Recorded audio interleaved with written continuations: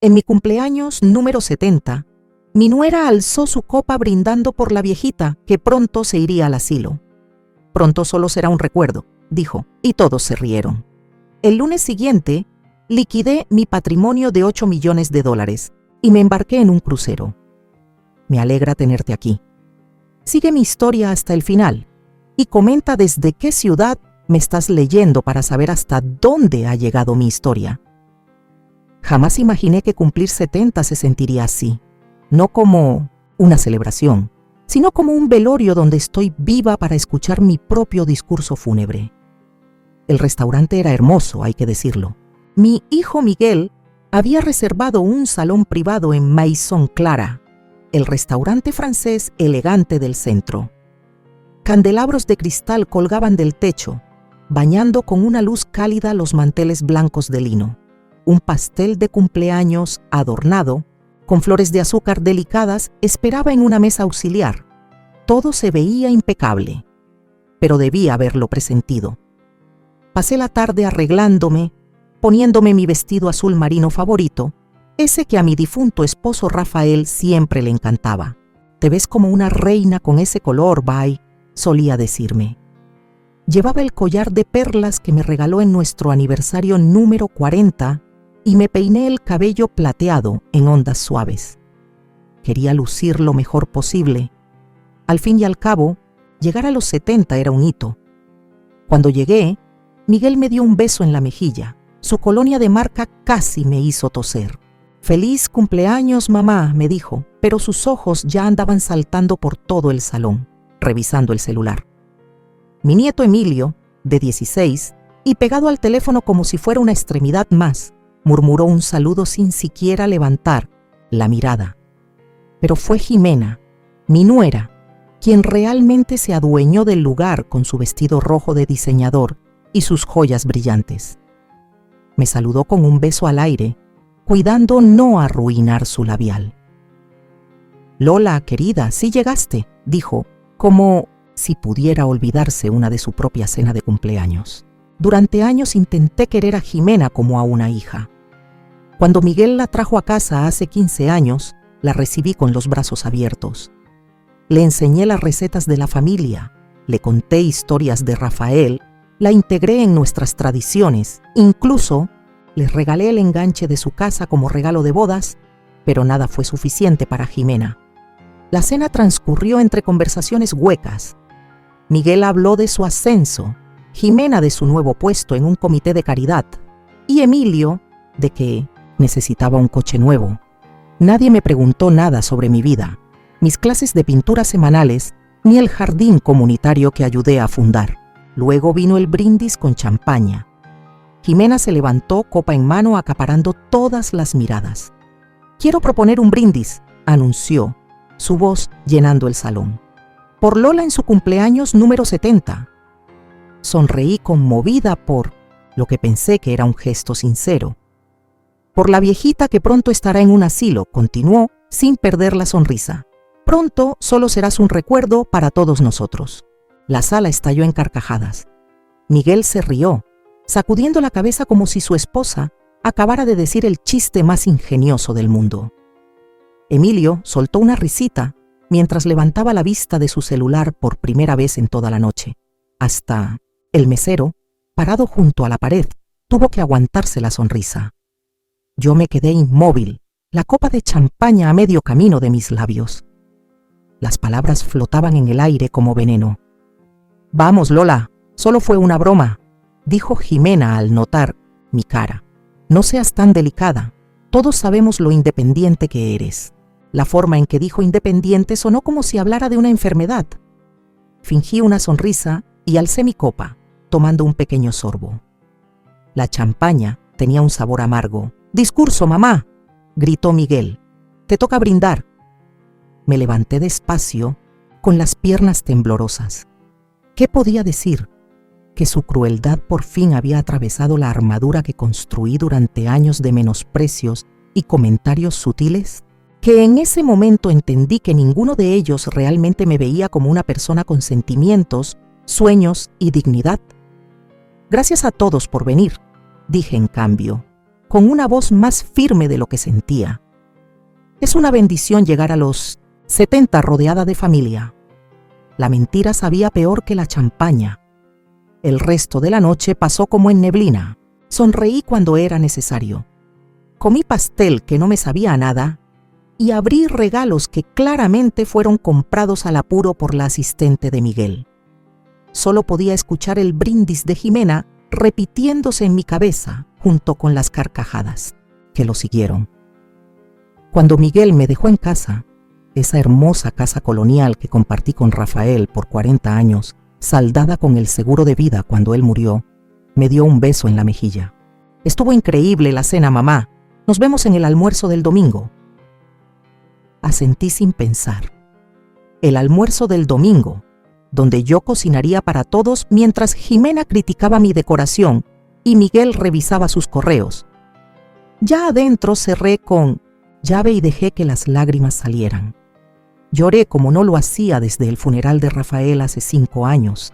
No fueron lágrimas suaves o contenidas, sino sollozos profundos que me dejaban sin aire. Lloré por los años que pasé tratando de complacer a una familia que solo me veía como una conveniencia, un cajero automático, una niñera gratuita, un chiste. Lloré por Rafael, que habría estallado de rabia si hubiera escuchado el brindis de Jimena. Lloré por mí, por haber permitido ese trato durante tanto tiempo. Cuando las lágrimas por fin se detuvieron, fui a mi habitación y me miré en el espejo. El maquillaje arruinado, los ojos hinchados, pero algo más había cambiado. Había una claridad en mi mirada que nunca había visto. Basta, susurré a mi reflejo. Basta. Esa noche, acostada en la cama sin poder dormir, tomé una decisión. Mi vida no se había acabado. Apenas estaba comenzando y sería bajo mis propias reglas. A la mañana siguiente, llamé a mi banco y agendé una cita. Luego llamé a mi abogado y por fin saqué del cajón el folleto del crucero por el Mediterráneo con el que había estado soñando en secreto desde que Rafael murió. Por primera vez en años, sentí algo parecido a la esperanza, a la libertad. Ellos pensaban que yo era solo un recuerdo a punto de desaparecer. Les iba a demostrar cuán equivocados estaban. El lunes amaneció con una claridad que no sentía desde hacía mucho tiempo. La humillación de mi cena de cumpleaños se había cristalizado en algo más duro, más decidido. Me vestí con cuidado, con mi mejor traje sastre, el que llevé al funeral de Rafael y que no había vuelto a usar. Hoy se sentía igual de importante. Mi primera parada fue el Banco Nacional de México, donde el gerente Jim Peterson nos conocía a Rafael y a mí desde hacía más de 30 años. Sus cejas se alzaron cuando le conté lo que planeaba hacer. «Es una liquidación importante», Lola dijo mientras se inclinaba sobre su escritorio. «¿Estás segura de esto? Estas inversiones han dado buenos resultados. Estoy segura, Jim». Mi voz no tembló. «Quiero cerrar todas las cuentas, excepto la cuenta corriente que dejaré activa con $10,000. Se quitó los lentes y empezó a limpiarlos con nerviosismo. ¿Puedo preguntar por qué? Todo está bien. Pensé en el brindis de Jimena, en las risas, que vinieron después, en 5 años de almuerzos dominicales donde mis opiniones eran ignoradas, donde me trataban como una obligación, no como parte de la familia. Todo por fin va a estar bien, respondí. Jim asintió lentamente. Tomará algunos días liquidar todo correctamente. Los certificados tendrán penalización por retiro anticipado. Lo entiendo, estoy dispuesta a pagarlas. 2 horas después salí con el papeleo ya en marcha. $8 millones, el fruto del seguro de vida de Rafael, nuestras inversiones y la venta de nuestra empresa cuando él enfermó, pronto estarían completamente bajo mi control. Mi siguiente parada fue la oficina legal de Joaquín Ortega. Jerry había sido compañero de universidad de Rafael y abogado de nuestra familia por décadas. Su secretaria, Marta, me abrazó al llegar. «Lola, qué gusto verte. ¿Cómo estuvo el cumpleaños?» «Iluminador», respondí simplemente. Jerry me recibió con un apretón de manos cálido. A sus 75 años seguía tan agudo como siempre, con su moño perfectamente centrado. ¿En qué puedo ayudarte hoy?, preguntó cuando ya estábamos sentados en su despacho. Necesito cambiar mi testamento, Jerry. Su expresión no se alteró. Ya veo. ¿Alguna razón en particular? Respiré hondo. Estoy liquidando mis bienes y haciendo algunos cambios en mi vida. Miguel y su familia dejarán de ser mis principales beneficiarios. Por un momento, el silencio llenó la oficina. Luego Jerry se recostó en su silla. Lola, nos conocemos desde hace mucho. Esto parece repentino. No lo es, respondí, sorprendida por la firmeza en mi voz. Esto viene gestándose desde hace 5 años, desde que Rafael murió. Quizás incluso desde antes. Le conté sobre la cena de cumpleaños, sobre el brindis de Jimena, sobre los años de pequeñas faltas de respeto. A medida que hablaba, su rostro se oscurecía. Rafael estaría furioso, dijo al fin. Sí, lo estaría. Sonreí con tristeza, pero Rafael ya no está. Yo sí, y por fin estoy tomando el control de lo que queda de mi vida. Al salir de la oficina de Jerry, el sol de la tarde me acariciaba el rostro. Caminé hacia el pequeño café en la esquina, donde Rafael y yo solíamos desayunar los domingos. Pedí un capuchino y me senté junto a la ventana a ver pasar la gente. Por primera vez en años, sentí que respiraba hondo, sin peso. Mi celular vibró. Miguel. Lo dejé ir al buzón de voz. Siguió un mensaje. Mamá, no olvides que Emilio necesita que lo lleves a su práctica hoy. Jimena tiene su almuerzo de caridad. Me quedé mirando el mensaje. No, por favor, no. ¿Cómo estás después de tu cumpleaños? Solo otra exigencia disfrazada de recordatorio. 5 años de esto. 5 años siendo su chófer de guardia, cocinera, cajero automático y niñera ocasional, mientras me trataban como un estorbo. 5 años viendo a Miguel volverse cada vez más como Jimena. Pretencioso, despectivo, materialista. Guardé el celular sin contestar. Llegó otro mensaje, luego otro más. No respondí a ninguno. En lugar de eso, abrí mi tablet y me fui directo al crucero por el Mediterráneo que había estado mirando desde hace semanas. 15 días navegando de Valencia a Atenas, con paradas en Francia, Italia y las islas griegas. Soñaba con conocer el Mediterráneo desde que era niña. Pero la salud de Tomás siempre fue demasiado frágil para un viaje tan largo. Mi dedo se quedó flotando sobre el botón de reservar. ¿De verdad iba a hacerlo? ¿Dejarlo todo atrás? La casa donde crié a mi hijo, la comunidad de la que fui parte durante décadas. El celular volvió a vibrar. Esta vez era un mensaje de voz de Jimena. Lola, dijo Miguel, no estás contestando. Realmente necesitamos que recojas a Emilio hoy. No puedo faltar a este almuerzo. Es para caridad, ya sabes. Llámame de inmediato. El tono autoritario fue lo que me decidió. Presioné reservar y completé el proceso, eligiendo una suite con balcón, ocupación individual. Cuando llegó la confirmación, sentí una mezcla extraña de miedo y euforia. Nunca había viajado sola. Nunca había tomado una decisión tan grande sin consultarla con alguien. Primero fueron mis padres, luego Tomás, después Miguel. De camino a casa, pasé por Barnes & Noble y compré 3 guías de viaje del Mediterráneo, un diario y un libro titulado Viajar sola después de los 60. La joven cajera me sonrió. ¿Planeando un viaje grande?, preguntó. ¿El más grande?, respondí, devolviéndole la sonrisa. En casa me preparé una taza de té y me senté en el viejo sillón de Tomás. Lo habíamos comprado el año que nació Miguel y Tomás pasó incontables noches ahí, leyéndole a nuestro hijo mientras yo los miraba desde la puerta con el corazón lleno. «Estaré haciendo lo correcto, Tomás», susurré a la habitación vacía. Como si fuera una respuesta, mi mirada se posó en una foto enmarcada sobre la repisa. Tomás y yo en nuestro aniversario número 40, su brazo rodeándome la cintura, los dos riendo.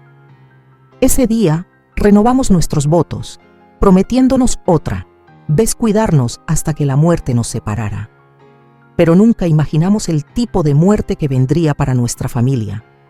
La lenta erosión del respeto, la desaparición gradual del amor, hasta que solo quedaron la obligación y la costumbre. El teléfono volvió a sonar. Era Miguel. Esta vez contesté. «Mamá, ¿dónde estabas?» «Emilio necesita...» «No puedo hoy, Miguel», interrumpí. «Estoy ocupada». Silencio al otro lado. Nunca antes le había dicho que no. «¿Ocupada?», alcanzó a decir. «¿Con qué?». «Con mi vida», respondí simplemente, y colgué. Luego saqué mi nuevo diario y comencé a planear el resto de mi vida, una vida que por primera vez en décadas sería solo mía. Las siguientes 2 semanas pasaron en un torbellino de preparativos. Vendí mi coche a una pareja joven que esperaba su primer hijo. Contraté a un administrador de propiedades para que se encargara de la venta de mi casa, la hermosa colonial que había sido mi hogar durante 40 años. Doné la mayoría de mi ropa al refugio de mujeres del centro, quedándome solo con lo necesario para el crucero y para lo que la vida me tuviera preparado después. Cada decisión se sentía como cortar un ancla que no sabía que me estaba deteniendo. Miguel llamó varias veces. Solo le contesté una, diciéndole que estaba haciendo algunos cambios pero sin dar detalles. Su reacción fue la esperada. Primero, confusión, luego molestia y finalmente exigencias de explicaciones que aún no estaba lista para dar. «Mamá, no tiene sentido lo que dices», dijo con impaciencia. «¿Qué cambios? ¿Por qué ahora?» «Te explicaré todo cuando esté lista», respondí. «Por ahora necesito un poco de espacio». ¿Espacio? Sonaba sinceramente desconcertado. ¿Espacio de qué? Casi me reí, de haber sido siempre la solución fácil para todos mientras mis propias necesidades eran ignoradas. De vivir como una sombra en mi propia familia, siempre la última en la lista. Pero simplemente dije, me pondré en contacto, y colgué. La mañana de mi partida amaneció clara y fresca. Mis maletas, recién compradas para este viaje, esperaban junto a la puerta. El pasaporte actualizado después de la muerte de Rafael, pero nunca utilizado, estaba en mi bolso junto a la cartera, ahora con una buena cantidad de efectivo y una nueva tarjeta de crédito vinculada a mi cuenta personal. Di una última vuelta por la casa, acariciando superficies conocidas, despidiéndome del hogar donde crié a mi hijo, amé a mi esposo y, al final, me perdí a mí misma. En la recámara principal, me detuve al lado de la cama de Rafael, aún intacta, como si él pudiera volver en cualquier momento. «Espero que lo entiendas», susurré a su recuerdo. «Necesito volver a encontrarme». El taxi llegó puntual a las 9:00 am. Al alejarnos, no miré atrás. En el aeropuerto documenté el equipaje con las manos levemente temblorosas. ¿De verdad estaba haciendo esto? Volando sola a Valencia a los 70 años para embarcarme en un crucero en busca de aventura. La idea me llenaba de emoción y miedo a la vez. Mientras esperaba en la puerta de embarque, mi teléfono vibró con un mensaje de Jimena. «Lola, Miguel dice que estás actuando raro. Recuerda que te necesitamos para el almuerzo del domingo. Emilio. Tiene un partido después». Apagué el teléfono sin contestar. El vuelo a Valencia fue largo, pero sorprendentemente agradable. Vi 2 películas, comí la comida del avión sin quejarme y hasta logré dormir unas horas. Al comenzar el descenso, sobre la costa mediterránea, el reflejo del sol sobre el agua azul me hizo llorar. Estaba aquí, lo había logrado. La terminal del crucero estaba llena de movimiento. Seguí los letreros hacia el Celestial Voyager, con el corazón acelerado a cada paso. El barco era imponente, blanco y reluciente contra el cielo azul, con banderas ondeando en la brisa suave. Me formé para el check-in, sujetando mis documentos con fuerza.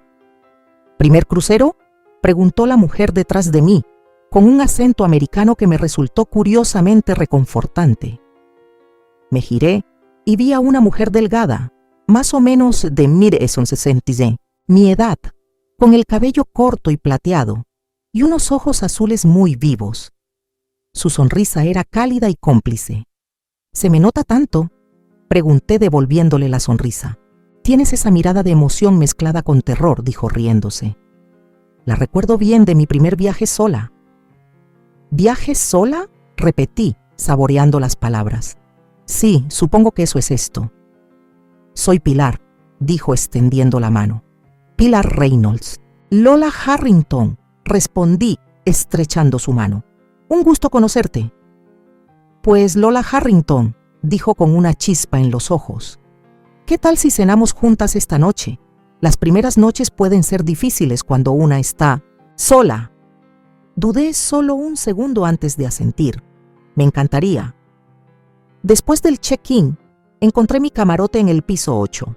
La suite con balcón era aún más lujosa de lo que imaginé. Una cama tamaño queen con sábanas finas, una pequeña sala con sofá y un balcón privado con vista al mar. Desempacé con calma, colgando la ropa en el closet y acomodando mis cosas en el baño. Mientras trabajaba, sentí el zumbido de mi celular desde el fondo de mi bolso. Lo había encendido de nuevo al aterrizar, quizá por una pizca de responsabilidad que aún me rondaba. Lo saqué y vi 6 llamadas perdidas y una docena de mensajes, todos de Miguel o Jimena. El último era de Miguel. Mamá, ¿dónde estás? La casa está vacía y tu coche no está. Llámame de inmediato. Me senté al borde de la cama con el teléfono en la mano. Habían ido a la casa, seguramente creyendo que me encontrarían allí, lista para llevar a Emilio a su partido o preparar la comida del domingo. En vez de eso, encontraron el vacío.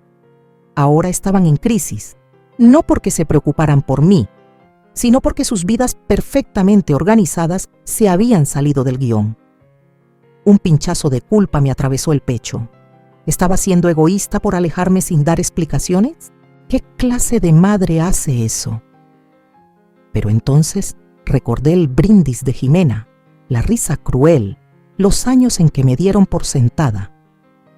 Recordé la impaciencia de Miguel cada vez que expresaba una necesidad o un deseo propio. Recordé cómo ya me habían condenado a terminar en una residencia de ancianos. Pronto, solo un recuerdo. Con los dedos firmes, escribí un mensaje breve. Estoy bien. Me estoy tomando un tiempo para mí. Nos comunicaremos cuando esté lista. Dudé un momento, luego añadí. Por favor, respeten mi necesidad de espacio. Silencié el teléfono y lo guardé en la caja fuerte de la habitación. No lo apagué del todo. Eso me parecía demasiado definitivo, pero tampoco iba a dejar que interfiriera en este viaje. Un golpe en la puerta me sobresaltó. Al abrirla, me encontré con Pilar, ahora vestida con pantalones de lino blanco y una blusa turquesa. ¿Lista para la fiesta de despedida encubierta?, preguntó. Su entusiasmo era contagioso. Hay champán en la cubierta superior y vamos a ver cómo Valencia se aleja mientras nos adentramos en el mar. Alicé mi vestido azul claro, nuevo, que había comprado especialmente para este viaje. Lista, respondí, sintiendo cómo esa palabra se afianzaba en mis huesos. Mientras el barco se alejaba del muelle, me paré junto a Pilar en la barandilla, copa de champán en mano. El perfil de Valencia se desdibujaba poco a poco, con la Sagrada Familia destacándose en la distancia. Los demás pasajeros aplaudían y tomaban fotos, pero yo solo respiraba el aire salado y sentía la suave vibración del barco bajo mis pies. Por los nuevos comienzos, dijo Pilar alzando su copa. Por los nuevos comienzos, repetí, chocando la mía con la suya. La costa se hizo más pequeña hasta desaparecer por completo, dejando solo un horizonte azul sin fin.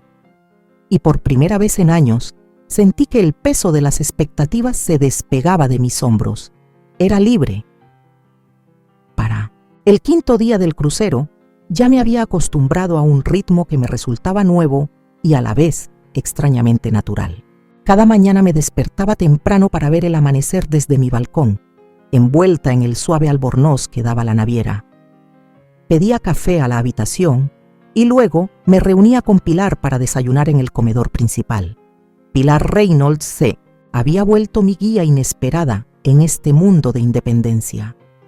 Viuda desde hacía 12 años, había transformado su duelo en una pasión por explorar. Tras la muerte de su esposo, vendió su gran casa en los suburbios, invirtió con cabeza y ahora pasaba medio año viajando. Lo más difícil, me dijo una mañana mientras navegábamos hacia Nápoles, fue convencer a mis hijos de que no me estaba volviendo loca. Pensaron que el duelo me había vuelto irracional. Me reí al notar esa preocupación disfrazada de control que ya conocía bien. ¿Qué les hizo cambiar de opinión? El tiempo, respondió ella mientras untaba su pan, tostado con una precisión casi quirúrgica, y entender que no les estaba pidiendo permiso. Solo les estaba informando de lo que ya había decidido. Después del desayuno, solía asistir a una clase de arte o a una conferencia, luego comía algo, y más tarde salía al explorar cada vez que atracábamos en un nuevo puerto. Por las noches, Pilar y yo nos arreglábamos para la cena, compartiendo mesa con otros pasajeros que poco a poco se convirtieron en amigos. Un profesor retirado de Boston, una doctora viuda de Chicago, una pareja celebrando su aniversario número 50. Por primera vez en décadas, no era la esposa de Rafael, ni la madre de Miguel, ni la abuela de Emilio. Era simplemente Lola, una mujer con sus propios gustos, ideas y vivencias, y florecía. En Marsella descubrí una pasión por la fotografía, capturando los colores intensos del Puerto Viejo con la cámara nueva que compré en Valencia. En Roma, me paré frente a la Piedad de Miguel Ángel, con lágrimas deslizándose por mi rostro, conmovida hasta el alma por tanta belleza. «Estás cambiando», comentó Pilar mientras compartíamos una botella de vino en mi balcón esa noche, con las luces de la costa italiana titilando a lo lejos. «Desde aquí puedo verlo, pasa poco a poco, cada día». «¿Es raro eso?», pregunté girando el vino color rubí en mi copa. «¿Cambiar tanto a los 70? Se rió, un sonido profundo que se llevó la brisa marina. «Lo raro es creer que alguna vez dejamos de cambiar. La vida es transformación constante, Lola.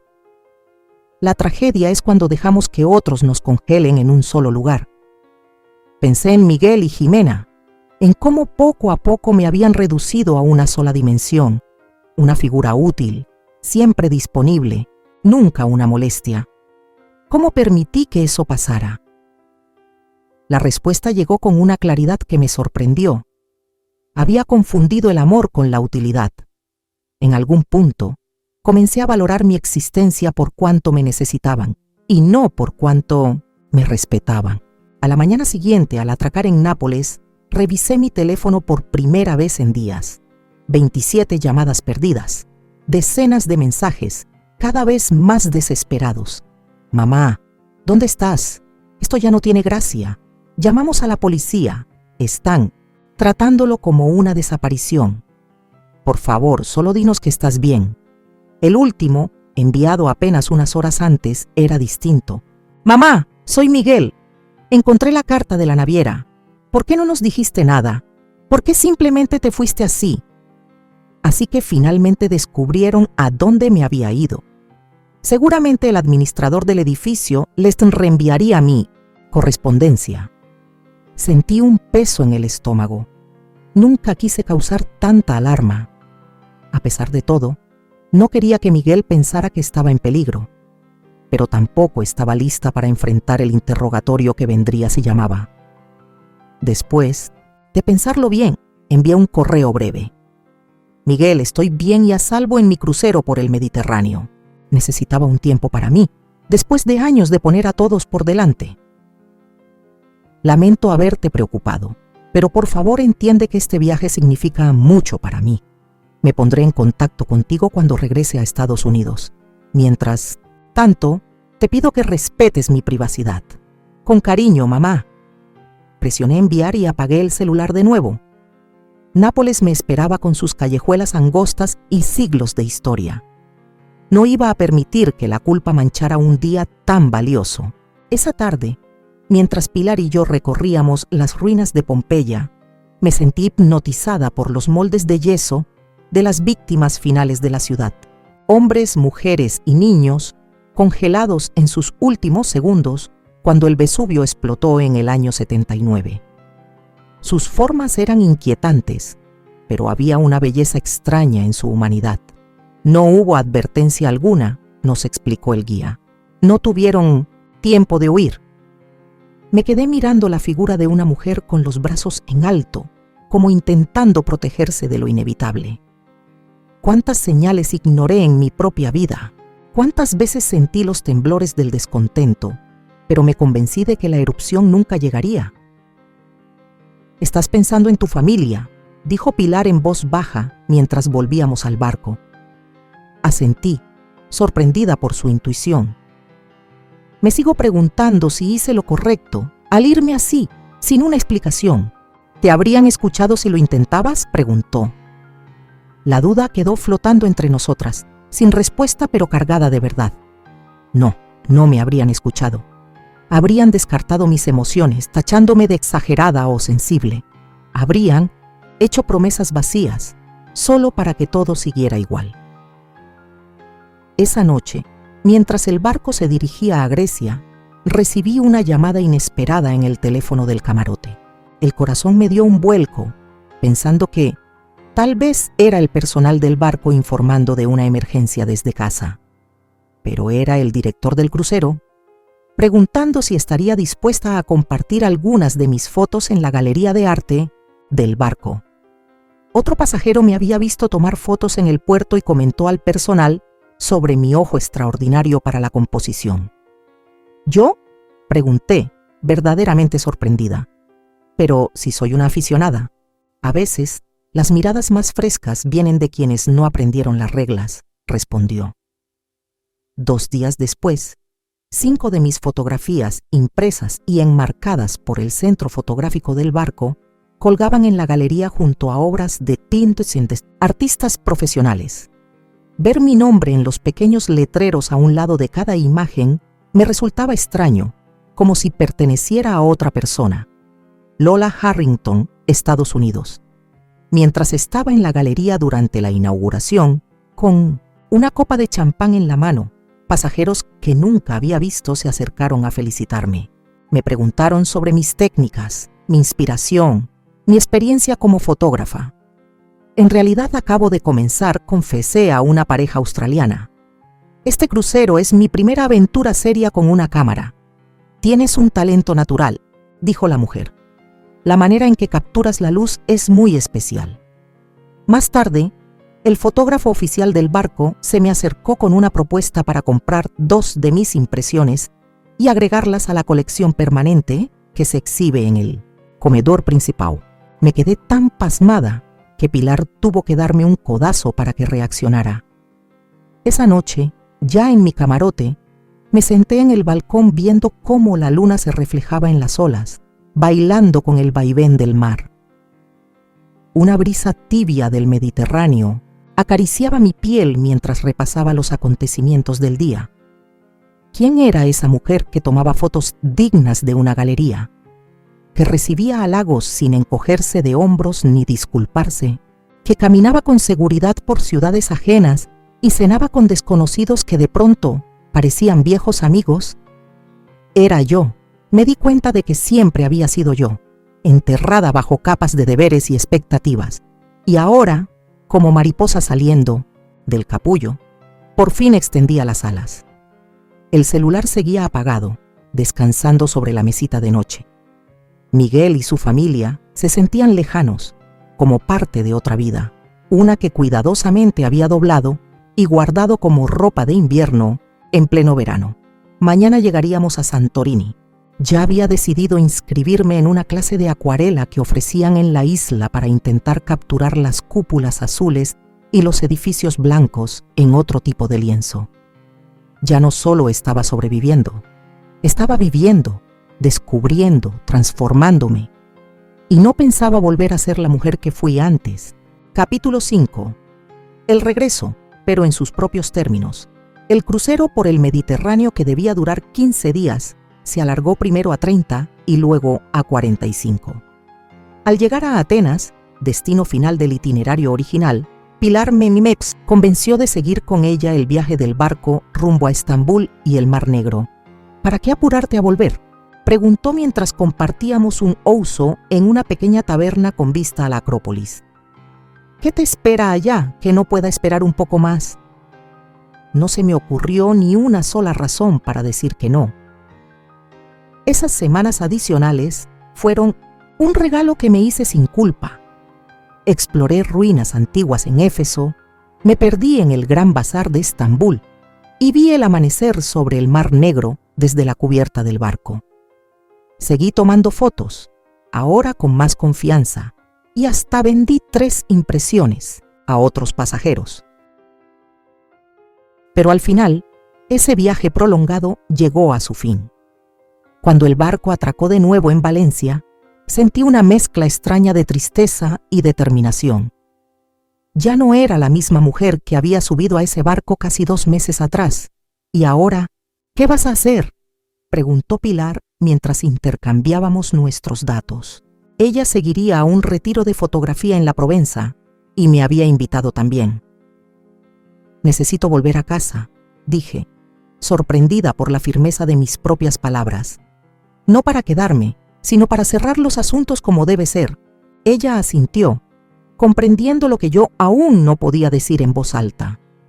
Huir fue necesario, un acto radical de autopreservación, pero la verdadera libertad vendrá cuando pueda enfrentar a mi familia a mi manera, sin miedo ni culpa.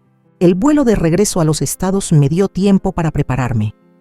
Revisé mis finanzas en la tablet. Ya se había concretado la venta de la casa.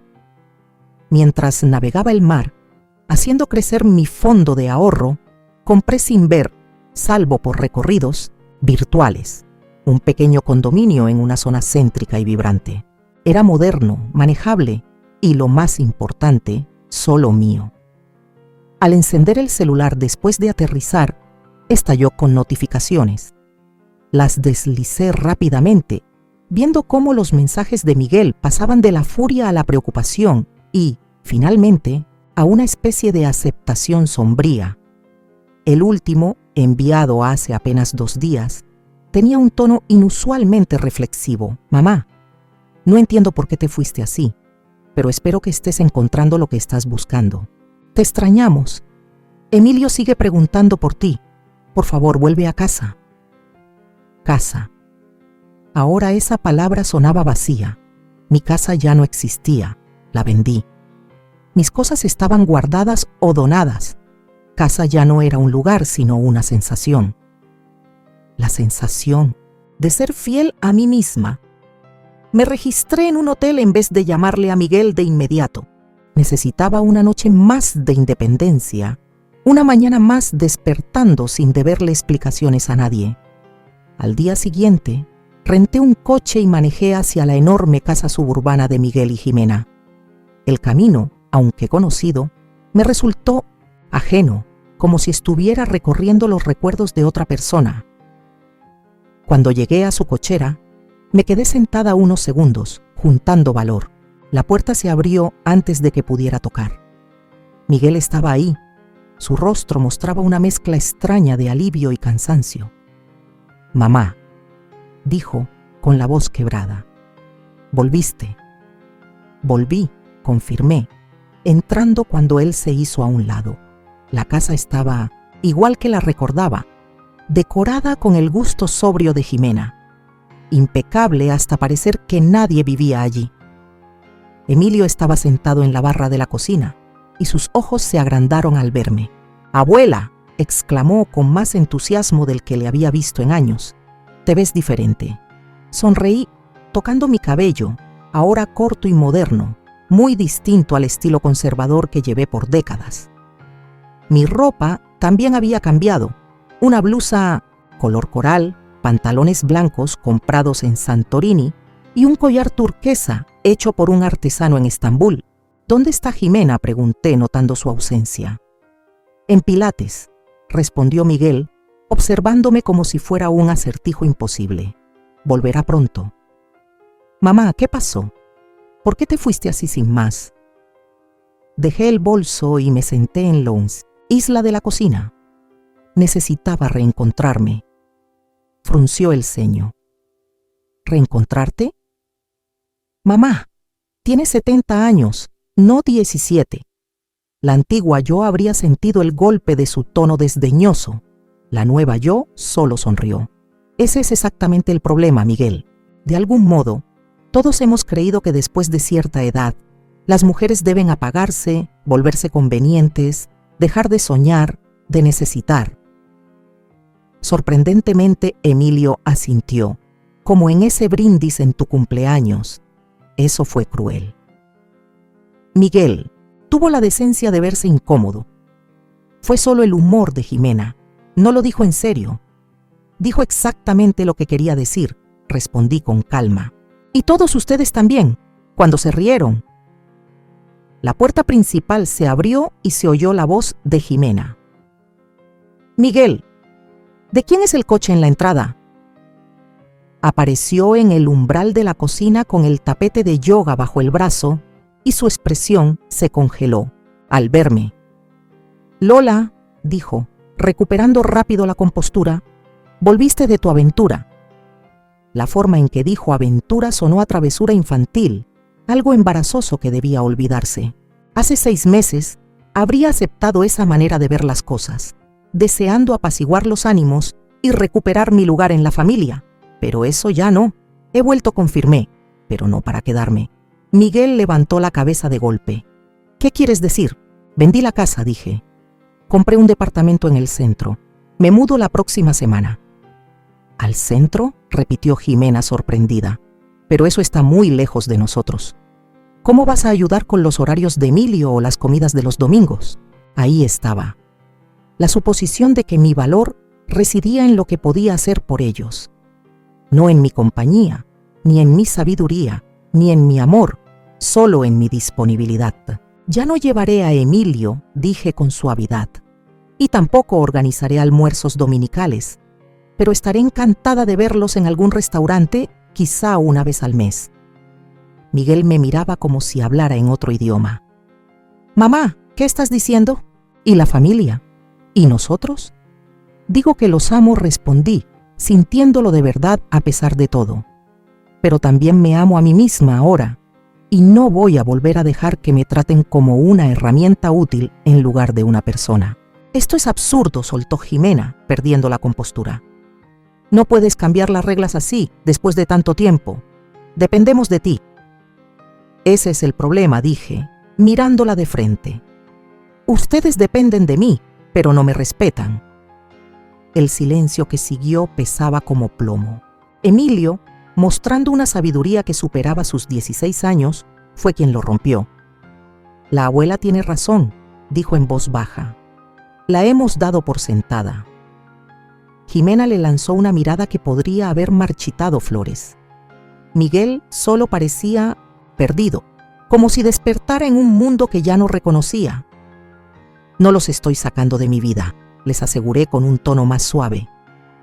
Solo estoy cambiando las condiciones de mi participación. Quiero una relación basada en el respeto mutuo, no en la obligación. ¿Y si no aceptamos tus condiciones?, desafió Jimena. Tomé mi bolso y me puse de pie, sintiéndome extrañamente en paz a pesar de la tensión que chispeaba en el aire. Entonces esa será su decisión, dije, así como esta es la mía. Los dejé ahí, sentados en su cocina perfecta, rodeados de todos los símbolos de la vida que creían que yo debía desear servir. Mientras me alejaba en el auto, no sentía arrepentimiento sino determinación. La mujer que se había dejado minimizar ya no existía. En su lugar estaba alguien más fuerte, más clara y finalmente libre de verdad. Un año pasó más rápido de lo que imaginé. Mi departamento en el centro se convirtió en un verdadero hogar, lleno de fotografías de mis viajes y arte comprado en galerías locales. Me inscribí en clases de fotografía en la universidad comunitaria, Me uní a un club de lectura y empecé a dar clases de inglés a inmigrantes recién llegados. Cosas que siempre había querido hacer, pero que postergué por las responsabilidades familiares. Me reunía con Miguel y Emilio una vez al mes para cenar, a veces con Jimena, a veces sin ella. Nuestra relación seguía siendo tensa pero cordial. A Miguel le costaba entender mi transformación, oscilando entre un respeto a regañadientes y una incomprensión frustrada. Emilio, sorprendentemente, se volvió mi mayor aliado y a menudo venía a visitarme al centro para escapar de la perfección asfixiante de la casa de sus padres. «Me gusta estar aquí», me dijo una tarde mientras estábamos en mi balcón con vista al parque de la ciudad. «Se siente real». Jimena seguía siendo cortés, pero distante en las pocas ocasiones en que nos cruzábamos. Su sonrisa jamás alcanzaba los ojos. Sabía que veía mi cambio como una traición personal, un rechazo a la jerarquía cuidadosamente establecida con ella en la cima. Al acercarse mi cumpleaños número 71, decidí organizar una pequeña celebración en mi nuevo hogar. No por compromiso, sino porque quería conmemorar la fecha rodeada de los vínculos auténticos que había cultivado durante el último año. «Deberías invitar a Miguel y su familia», sugirió Pilar durante nuestra videollamada semanal. Después de volver de Europa, se mudó a Santa Fe para dedicarse a la fotografía, pero seguimos siendo amigas muy cercanas. Incluso Jimena, pregunté medio en broma. «Sobre todo Jimena», respondió Pilar. «Enséñale cómo se ve Grace». Así que mandé las invitaciones, una para Miguel, Jimena y Emilio, y otras para mis nuevos amigos, mi maestra de fotografía David, mis vecinos David y Ruth, y varios miembros de mi club de lectura. El día de la fiesta amaneció cálido y despejado. Preparé bocadillos sencillos, pero elegantes. Serví vino y agua mineral con burbujas, y decoré con flores frescas los floreros que traje de Grecia. Mi casa estaba hermosa, un reflejo fiel de la mujer en la que me había convertido. David y los del club llegaron primero, trayendo regalos y abrazos llenos de cariño. David y Ruth llegaron después con una botella de champán. Estábamos charlando a gusto cuando volvió a sonar el timbre. Miguel estaba ahí, con Emilio a su lado. Nada de Jimena. «Feliz cumpleaños», mamá, dijo Miguel, dándome un beso en la mejilla. «Jimena manda disculpas. Tiene una reunión del comité de beneficencia». La antigua yo se habría sentido herida por su ausencia. La nueva yo solo asintió, sin sorpresa. «Pasen. Quiero que conozcan a algunas personas». Mientras presentaba a mi hijo y mi nieto a mis amigos, observaba el rostro de Miguel con atención. Parecía sinceramente impresionado al ver este pedazo de mi nueva vida. Personas interesantes, exitosas, que valoraban mi compañía y me conocían, como Lola la fotógrafa, Lola la lectora apasionada, Lola la viajera. No como la madre de Miguel o la abuela de Emilio, sino como yo misma. Emilio se integró sin problema, conversando con David sobre arquitectura, su nueva obsesión. Miguel, en cambio, se mantenía al margen como un extraño en este mundo que construí sin él. Cuando ya todos habían llegado, David pidió atención. «Tengo un anuncio», dijo sonriéndome. «Nuestra querida Lola ha sido seleccionada para la exposición de fotógrafos emergentes del Centro Comunitario de Arte el próximo mes. 3 de sus fotos del Mediterráneo van a ser exhibidas». Mis amigos aplaudieron con entusiasmo. Las cejas de Larasdes Miguel se alzaron, sorprendido de verdad. «¿Eres fotógrafa ahora?», preguntó cuando la conversación retomó su curso normal. «Soy muchas cosas», le respondí. «La fotografía es solo una de ellas». Me miró con ojos nuevos. «Has cambiado mucho». «No, hijo. Por fin soy yo misma», corregí con dulzura. La noche siguió su curso, entre risas y anécdotas, hasta que nos sentamos todos a la mesa para partir el pastel. David lo trajo, una belleza de mi pastelería favorita. Noté que Miguel revisaba su celular una y otra vez. «¿Todo bien?», pregunté. Dudó un instante. Jimena quiere saber a qué hora regresamos. Terminó su reunión antes. Ah, ahí estaba. La orden disfrazada, la expectativa de que él lo dejara todo por ella. Tan familiar, pero ahora la veía desde afuera. Deberías invitarla a venir, sugerí, sorprendiéndome a mí misma con la sinceridad. Hay pastel de sobra. Miguel dudó, pero envió el mensaje. 10 minutos después, sonó otra vez el timbre. Jimena apareció impecable como siempre con una bolsita de regalo colgando de los dedos. «Feliz cumpleaños», Lola dijo con una sonrisa ensayada. «Espero no estar interrumpiendo». Para nada respondí haciéndola pasar. «Justo vamos a servir el pastel». Nos reunimos en la mesa, mis amigos alzando las copas con brindis llenos de cariño y humor. Observé cómo Jimena miraba todo, desde la decoración sobria hasta los rostros alegres de mis invitados, deteniéndose en las fotos enmarcadas que ahora adornaban mis paredes, prueba tangible de quién soy ahora. Cuando todos ya tenían su pedazo de pastel, me puse de pie para brindar. «Gracias a todos por estar aquí», dije, mirando a cada rostro en ese círculo. Algunos nuevos, otros conocidos, todos importantes para mí de distintas maneras. Hace un año, jamás habría imaginado estar aquí, en mi propia casa, rodeada de gente tan maravillosa. He aprendido que nunca es tarde para descubrir quién eres realmente. Mis amigos alzaron sus copas murmurando con aprobación. Incluso Miguel sonrió, aunque algo nostálgico se asomó en su mirada. Solo Jimena seguía con el rostro endurecido, apenas si levantó su copa. Después del pastel, mientras las conversaciones iban y venían por el departamento, Jimena se acercó a mí junto a la cocina. «Así que esta es tu nueva vida», dijo, señalando vagamente el lugar. «¿Sola? No estoy sola. Estoy independiente. Es distinto». Ella soltó una risita desdeñosa. «¿A tu edad no es lo mismo?». Su comentario era casi idéntico al cruel brindis que me dio en mi cumpleaños pasado, pero ahora ya no tenía poder para herirme. «No, Jimena», le respondí con calma. Estar sola fue lo que sentí aquella noche, en mi propio cumpleaños, mientras mi familia se reía de la idea de que yo no era más que un recuerdo. Hice un gesto abarcando mi hogar, mis amigos, mis fotos. Esto es estar completa. Su sonrisa se quebró un poco. Una chispa de duda cruzó su rostro perfectamente arreglado. Continué, con voz suave pero firme. Hace un año creías que yo ya estaba acabada, lista para el rincón del olvido o un asilo. Pero mira a tu alrededor, Jimena. Apenas estoy comenzando. Antes de que pudiera responder, Emilio llegó corriendo con la cara encendida de emoción. «Abuela, David dice que tal vez puedas tomar las fotos de la boda de su hija en primavera». «Es cierto». Le sonreí a mi nieto, que ya me rebasaba en altura, mostrando señales del hombre reflexivo que podría llegar a ser. «Sí, lo hemos estado platicando. David ha sido muy solidario con mi trabajo». Los ojos de Jimena se abrieron con sorpresa.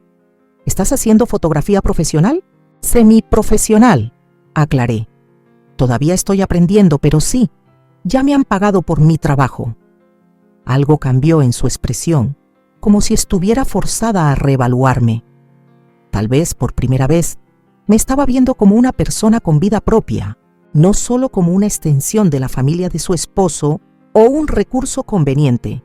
Al ir terminando la noche y empezar a despedirse los invitados, Miguel se acercó con una sonrisa tímida. «Estuvo bien, mamá. Diferente, pero bien». Hizo una pausa y luego añadió torpemente: «Estoy orgulloso de ti». Sus palabras me reconfortaron, aunque ya no necesitaba su aprobación como antes. «Gracias, Miguel. Significa mucho». Cuando todos se fueron, me quedé en el balcón mirando las luces de la ciudad, con una copa de champán en la mano. El aire fresco acariciaba mi piel, trayendo consigo la promesa del otoño. Pensé en el camino recorrido este último año. Desde la humillación de aquella cena, hasta el triunfo silencioso de esta noche, de ser invisible a ser reconocida, de vivir por obligación a vivir por elección. El brindis de Jimena había sido cruelmente certero en un sentido. La mujer que fui entonces sí se había convertido en un recuerdo, pero en su lugar se levantaba alguien más fuerte, alguien que se negó a ser reducida por las expectativas limitadas de los demás. Levanté mi copa hacia el cielo nocturno, a las estrellas que han guiado a los navegantes durante milenios, al vasto universo que todavía guarda infinitas posibilidades, incluso a los 71. A la última carcajada, susurré y bebí con decisión. Mi historia no estaba terminando. Apenas empezaba a contarse con mi propia voz, por fin lo suficientemente fuerte para ser escuchada. Desde aquella noche en mi balcón, con el champán en la mano y el corazón ligero como pluma, mi vida tomó un rumbo nuevo. No fue repentino ni espectacular. Fue como despertar cada día y reconocerme en el espejo sin el peso de los deberías, sin la carga de los ¿para qué a tu edad? Me convertí en la mujer que mi yo de 20 años soñaba ser, pero que nunca se atrevió a imaginar tan tarde en la vida. Libre, plena, con las manos llenas de tiempo y el alma de ganas. Compré una pequeña galería en el centro, justo al lado de un café con pan dulce que huele a infancia. Ahí cuelgo mis fotos. Enseño talleres a mujeres mayores que, como yo, olvidaron que podían crear belleza. Algunas llegan con miedo, otras con rabia, muchas con el corazón hecho polvo. Pero todas se van con una cámara en la mano y un brillo distinto en los ojos.